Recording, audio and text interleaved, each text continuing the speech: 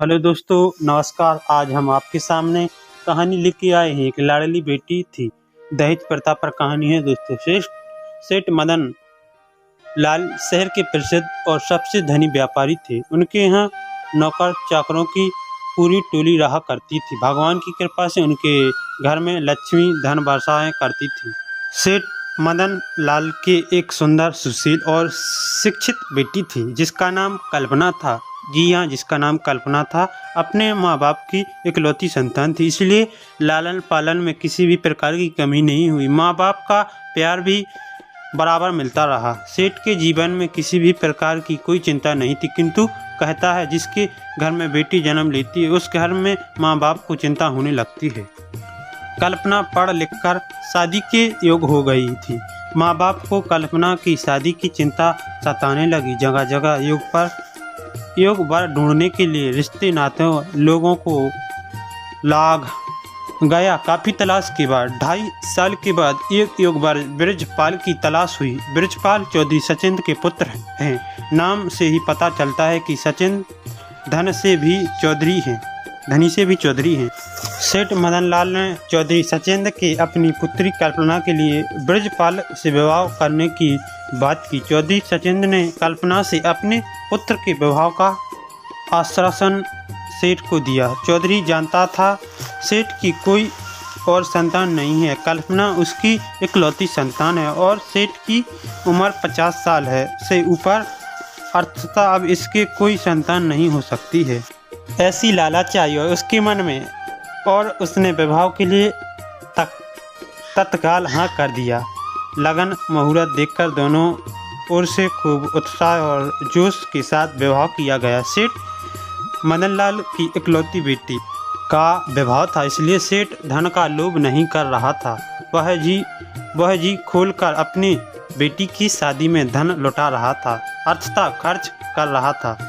चौधरी सचिंद्र भी जानता था कि उनके पास धन का भंडार आ रहा है, इसलिए वह भी असमर्थ से ज़्यादा विवाह में खर्च कर रहे थे। कल्पना और ब्रजपाल का विवाह संपन्न हुआ। दोनों अपने वैवाहिक जीवन को जी रहे थे। कल्पना भी अपने ससुराल में खुश थी और ससुराल वाले भी कल्पना के स्वभाव से प्रसन्न थे। कल्पना के स्वभाव से रिश्तेदारों भी कोई नाराजगी नहीं थी। सभी कल्पना के स्वभाव की तरफदारी करते हुए कहते हैं कि जैसी बहू मिलना मुश्किल नहीं है। कुछ समय विवाह के बीते होंगे कि सेठ मदन लाल के घर एक पुत्र जन्म हुआ, अर्थात कल्पना के एक भाई मिल गया जिस वह राखी बांध सकती थी और उसका अपना भाई बोल सकती थी। सेठ के घर खुशियों की झड़ी लग गई। बेटी का विवाह हुआ, अच्छा घर मिल गया, इसके तो अपार खुशी हुई। किंतु पुत्र रतन की प्राप्ति हुई है, लंबी प्रतीक्षा के बाद हुआ है। यदि खुशी को दोगुना करने वाली थी और दोगुनी खुशी हुई। सेठ मदन लाल के घर पुत्र का जन्म सुनकर कल्पना के ससुराल वालों को पैर तले जमीन में खिसक गए। जैसे ही उनकी सारी संपत्ति छीन गई हो, उन्होंने शादी इस लालच में की थी कि वह मदन लाल की सारी संपत्ति को एक दिन प्राप्त कर लेंगे, किंतु बेटे के जन्म के बाद यह मुश्किल हो जाएगा। भाई को मिल जाने से कल्पना के जीवन में खुशी आने चाहिए थी, किंतु यह उसके लिए दुख का कारण बन गया। सास ससुर पति सभी अब कल्पना को दुख देने लगे और इसे पितृदृढ़ता करने लगे। दहेज और धन के लालच में कल्पना को मारते पीटते और दिन भर भूखा रखते हैं, किंतु कल्पना के आदर्श इतना ऊंचा था, उसने अपने माता पिता को इस यातन और कष्ट के बारे में भनक तक नहीं लगाने दी। सेठ कल्पना से मिलने और अपने बेटे की छठ अर्थात नामकरण संस्कार में निमंत्रण देने के लिए खुशी खुशी ससुराल पहुंचे। चौधरी और ब्रजपाल सेठ को देखकर असमंजस पड़ गया कि वह कल्पना से कैसे मिलवाएंगे। सेठ को घटना जान जाएंगे और हमारे विरुद्ध कार्यवाही कर सकते हैं। तत्काल उन्होंने नरस निकाला और कल्पना को समझाया दिया कि किसी भी प्रकार की बात अपने पिता को बताई तो अच्छा नहीं होगा। अनेक प्रकारों की धमकी देकर कल्पना को उसके पिता से मिलवाया गया। बेटी भी कर्तव्यनिष्ठा थी, उसके संस्कार पुराने थे। अर्थात वह जानती थी कि पिता के घर से डोली निकलती है और ससुराल से अर्थी। इस आदर्शों से वह बंधी हुई थी। कल्पना ने पिता को खूब स्वागत सत्कार किया। बैठे बैठे अन्यास उसकी आंखों में आंसू की धारा फूट पड़ी। पिता को कुछ समझ पाते इसमें पहले बेटी बोलती है, पिताजी, यह मेरी खुशियों के आंसू हैं। बचपन से भाई के लिए तरसती थी, अब जाकर मुझे एक भाई मिला है जिसके तरसी थी। अब जाकर मुझे एक भाई मिला है जिसके कलाओं पर मैं राखी बांध सकती हूँ। बस यह सोचकर मेरी आंखों में आंसू निकल आए। पिता को यह बात समझ नहीं आई। कुछ शंका और कुछ डर के कारण अधिक बातों को कह रहा नहीं। सेठ नामकरण संस्कार में सभी को न्योता देकर अपने घर वापस लौट आया। नामकरण के दिन आ गए। चौधरी सचिंद्र और बृजपाल दोनों को भी सेठ के यहाँ जाना था, किंतु उन्होंने वहाँ जाना स्वीकार नहीं किया और कल्पना को डरा धमाकर वहाँ भेजने की सजा करते रहे हैं। दोनों के माननीय मूल्य इतना गिर गया कि उन्होंने एक नवजात शिशु की हत्या करने का भी प्रचंड रचा दिया। उसे प्रचंड का पूरा करने के लिए किसी और को नहीं, कल्पना का ही प्रयोग करना चाहा। बृजपाल कल्पना की पिटाई करते हुए कहता है कि या तो तू सदा सदा के लिए अपने मायके चली जा या अपने भाई का गला दबाकर हत्या कर दे, जिसके बाद उसकी सारी संपत्ति हमारी हो जाएगी। कल्पना ऐसा नहीं कर सकती थी। वह अपने खातिर किसी निर्देश की सज़ा नहीं दे सकती थी। वो अपने ऊपर हजार अनैत सह सकती थी, लेकिन किसी को सताना यह उसके संस्कारों में नहीं थी। काफ़ी देर सोच विचार के कल्पना ने एक अभिभूता निर्णय लिया। कल्पना ने 3 पत्र लिखे। पहले पत्र में अपनी माता का नाम, जिसे वह अपने जन्म देने के लिए धन्यवाद कर रही है और सदा उनकी बेटी बनकर जन्म लेना चाहती है, उनकी गोद में खेलती है, ऐसे भावों को प्रकट करके माफ़ी मांगती हुए उनसे अगले जन्म में मिलने की बात लिखती है। दूसरे पत्र में ससुर के नाम, जिसमें वह पिता के रूप में मानती थी, उनकी सेवा भी अपने पत्र से कम नहीं माना, किंतु उन्होंने अपने बेटी के रूप में उन्हें कम स्वीकार नहीं किया।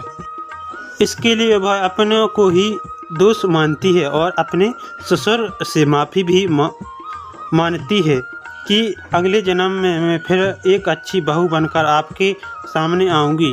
दोस्तों, तीसरे पत्र में अपने पति बृजपाल के नाम लिखती है, जिसमें वह पति रूप में भगवान के प्रति मूर्ति मानती थी और अपने अस्पर्श्वास न्यायधर की सेवा करती थी, किंतु फिर भी उन्हें नहीं अपनाया है। पति पत्नी का संबंध 7 जन्मों के लिए जुड़ जाता है, इसलिए वह इस जन्म में छोड़कर जा रही है, किंतु अगले जन्म में वह फिर उन्हें पति के रूप में प्राप्त करना चाहती है। ऐसे कहते हुए अपने हृदय के सभी विचारों को पत्र में लिख दिया। 3 पत्र बिस्तर पर रख कर तकिए के नीचे दबा दिए हैं और छत पर लगे पंखे के एक फंदा लटकाया और अपने जीवन की लीला को समाप्त कर लिया। यह कल्पना के जीवन का दुख अंत था। चौधरी सचिंद्र के घर बहू की मृत्यु पूरे गांव में फैल गई थी। सेठ मदन लाल को भी अपनी बेटी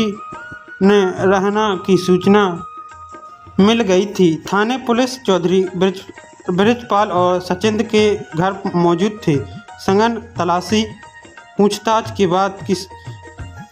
के भी किसी प्रकार की कोई जानकारी नहीं मिल रही थी। महिला कांस्टेबल ने कल्पना के शरीर के नीचे उतारा और उसके कपड़े ऊपर करके देखा तो उसके शरीर पर हजारों काले काले दाग थे, जो बृजपाल और सचिंद्र की पिटाई के दौरान दिए थे। पुलिस सारा माजरा समझ रही थी। चौधरी बृजलाल और सचिंद्र के हाव भाव बदल गया था। पिता ने भी बताया कि मैं जब मिलने आया था तो बेटी रो रही थी, किंतु उसने कुछ बताया नहीं था। मुझे शंका है कि बेटी के पति और ससुर ने ही इनकी हत्या की है। बस क्या है था, ब्रजपाल और चौधरी सचिंद्र को पुलिस ने गिरफ्तार कर लिया और कमरे की छानबीन की गई। तकिए के नीचे रखे 3 पत्रों को पुलिस ने बरामद किया और उसमें लिखा हुआ सभी बातों को पुलिस ने सबके सामने पढ़ा, जिसमें ब्रजपाल और चौधरी सचिंद्र की सभी यातनाओं का उजागर हुआ। गांव मोहल्ले सभी कल्पना के स्वभाव से परिचित थे और ब्रजलाल तथा सचिंद्र का स्वभाव भी गांव वालों को ब्रजलाल और सचिंद्र के सभी राज खोल दिया। पुलिस ने कानूनी ब्रजपाल और सचिंद्र चौधरी को गिरफ्तार किया। कोर्ट कचहरी जिसमें ब्रजलाल के मुख्य सजाकर्ता माना गया और उसे आजीवन कारावास की सज़ा सुनाई गई। चौधरी सचिंद्र को इस घटना में शामिल और सज़ा में सहयोग मानते हुए 9 वर्ष के आश्रम कारावास की सज़ा सुनाई गई। इस घटना से यह सीख मिलती है कि लालच में किसी प्रकार के ससुराल वालों से अपनी बहू के आनदार की गई उसी की पिटाई, किंतु इस घटना के प्रभाव में केवल कल्पना नहीं आई, अप्रति कल्पना के साथ बुरा बर्ताव करने वाले भी बुरे दंड को भुगतने के लिए अपराध हुआ। इसमें एक बेटी का सब कुछ उजड़ जाता है, कहीं 2 परिवार बिखर ही जाते हैं। समाज में फैली इन कीर्तियों को समाज के लोगों का दूर करना होगा, अन्यथा आज एक कल्पना इस घटना का शिकार हुई है, ना जाने कितने ही कल्पना फिर शिकार होंगे। कल्पना जैसे कितनी शिकार होंगी। समाज को अपने आसपास हो रहे अत्याचार के प्रति आवाज़ उठाना चाहिए। अगर कल्पना के आस पड़ोस के लोगों ने आवाज़ उठाई होती तो आज कल्पना उनके साथ होती और दोनों परिवार में एक साथ होते। दहेज के लोभ को